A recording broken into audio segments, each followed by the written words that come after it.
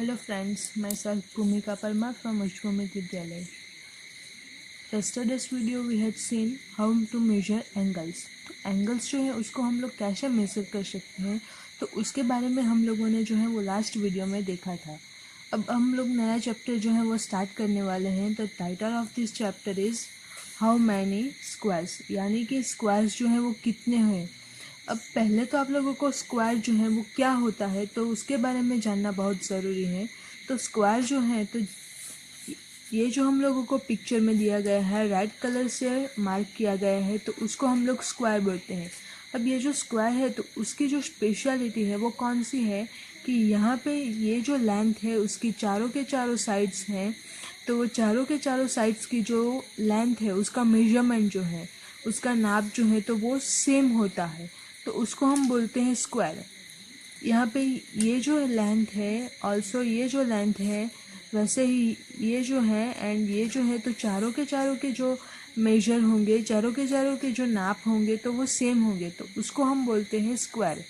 अब यहाँ पे आप लोग देख सकते हैं, ये जो है हम लोगों को दिया गया है पूरा का पूरा डॉटेड लाइन, डॉट्स को जोड़ करके हम लोगों को लाइंस मिलती हैं एंड एक शेप जो है वो मिल रहा है। तो ये वाला शेप जो है उसको हम बोलते हैं रेक्टेंगल। अब रेक्टेंगल कौन सी चीज़ है, तो रेक्टेंगल में क्या होता है कि इसकी कोई भी दो साइड्स के नाप जो है वो सेम होते हैं। जैसे ये साइड जो है उसका एंड ये जो साइड है उसका नाप सेम होगा, एंड ये जो साइड है एंड ये जो साइड है, इन दोनों साइड्स का नाप जो होगा वो सेम होगा, तो उसको हम बोलते हैं रेक्टेंगल। तो स्क्वायर और रेक्टेंगल में बेसिक डिफरेंस क्या है वो आप लोगों को पता चल गया।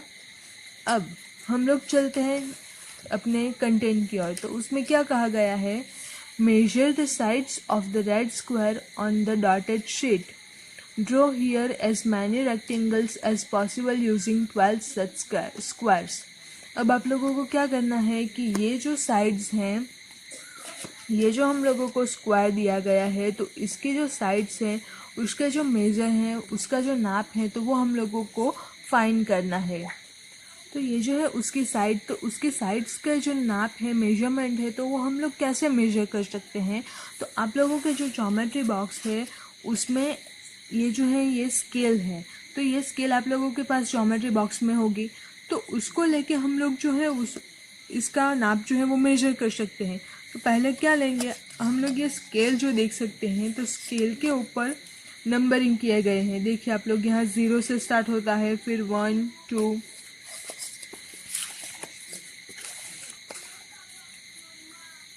3 4 5 6 ऐसे करके ये जो मेरे पास पॉकेट स्केल है, छोटी वाली स्केल है, तो यहाँ पे मेरे पास है 15 तक। ये जो सारे के सारे नाप हैं वो सेंटीमीटर में दिए गए हैं, यानी कि इसका जो यूनिट है वो होगा सेंटीमीटर। अब ये जो सेंटीमीटर में दिए गए हैं, तो 0 एंड 1, तो उसके बीच में भी आप लोग देख सकते हैं कि छोटे छोटे जो है वो 10 जो है हम लोगों को लाइन सेगमेंट वो मिल रहे हैं। जैसे आप लोग यहाँ पे देख सकते हैं, ये वाला जो है, फिर ये वाला है, ये वाला है, ये वाला है।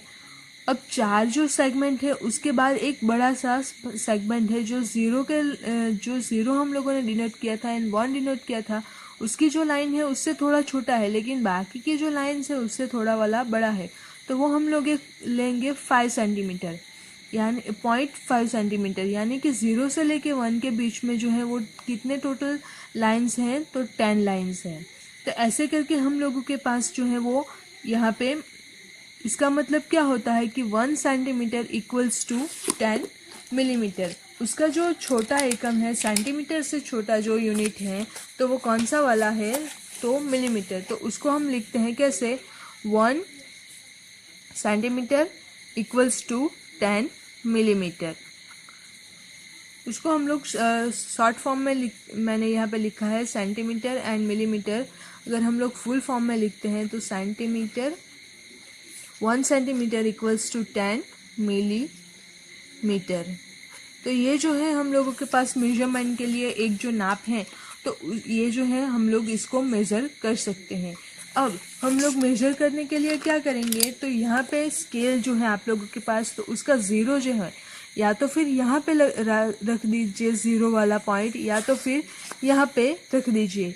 जो भी साइड आप लोग से मेज़र करना चाहे वो हम लोग कर सकते हैं। अब मैं जो है यहाँ पे 0 जो है स्केल जो है उसको सीधे ले रही हूँ एंड यहाँ से हम लोग एग्जैक्टली 0 जो है वो स्क्वायर जहाँ से स्टार्ट होता है वहीं पे रख रही हूँ। तो ये जो उसका लास्ट पॉइंट है, एंडिंग पॉइंट है, वो आता है 1 पे। यानी कि ये जो स्क्वायर है इसकी साइड जो है, जैसे हम लोग जानते हैं कि स्क्वायर में जो है वो सारी की सारी साइड्स जो है उसके नाप सेम होते हैं। तो ये जो साइड है उसका हम लोगों को मिला 1 सेंटीमीटर, यानी कि बाकी की जो सारी साइड्स है उसके नाप भी होंगे 1 सेंटीमीटर, 1 सेंटीमीटर एंड 1 सेंटीमीटर।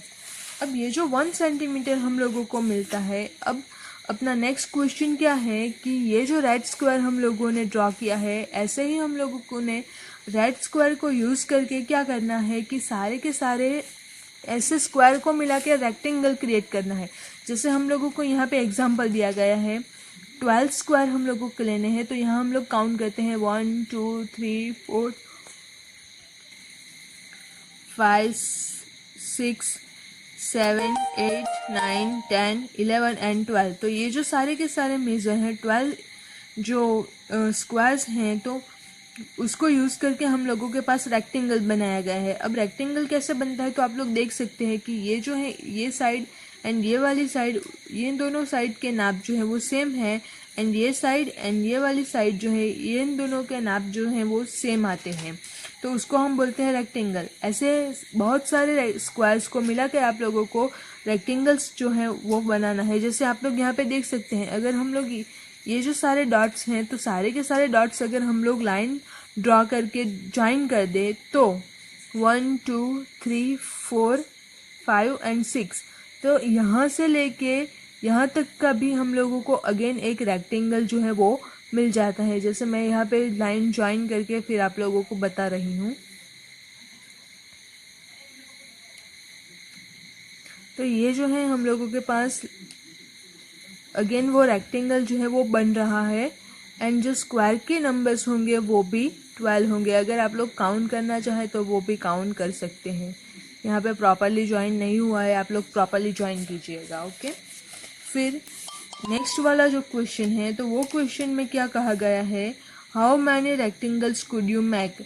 तो ये जो सारे के सारे डॉट्स हैं उसको कुल मिला करके आप लोग कितने जो है वो रेक्टेंगल ड्रॉ कर सकते हैं, या तो फिर आप लोगों के पास कितने रेक्टेंगल होंगे, तो वो हम लोगों को फाइंड करना है। तो आप लोग क्या कीजिए, सारे के सारे डॉट्स जो हैं उसको ज्वाइन करके लाइन सेगमेंट से ज्वाइन कर दीजिए और कितने स्क्वायर्स मिलते हैं वो फाइंड कीजिए और उससे कितने रेक्टेंगल जो हैं वो बन सकते हैं तो वो भी फाइंड कीजिए। नेक्स्ट में हम लोगों को क्या कहा गया है, each rectangle is made out of 12 equal squares, so all have the same area. अब यहाँ पे क्या कहा गया है कि ये जो सारे के सारे रेक्टेंगल हम लोग फाइंड करने वाले हैं, तो उसमें हम लोगों ने कंडीशन क्या रखी थी कि सारे के सारे जो रेक्टेंगल होंगे तो वो 12 स्क्वायर से बने होंगे। तो 12 स्क्वायर से सारे के सारे रेक्टेंगल बने हैं, इसीलिए सभी रेक्टेंगल्स जो है उसमें 12 स्क्वायर होंगे। अब स्क्वायर के बारे में हम लोग जानते हैं कि उसकी सारी साइड्स जो है उसके मेजरमेंट जो है वो सेम होते हैं। तो यहाँ हमारे पास जो एरिया आएगा, जो ये जो रेक्टेंगल है, तो ये जो रेक्टेंगल जो है वो स्क्वायर से बना है और स्क्वायर जो है वो इक्वल है।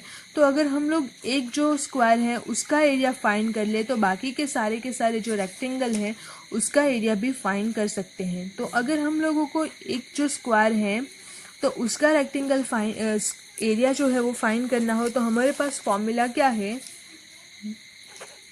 Area of a square is equals to A square और एल स्क्वायर। जो भी हम लोगों ने लेंथ के लिए मेजरमेंट लिया होगा, अगर हम लोग साइड को ए से डिनोट करेंगे तो हम लोगों के पास जो एरिया आएगा वो होगा ए स्क्वायर।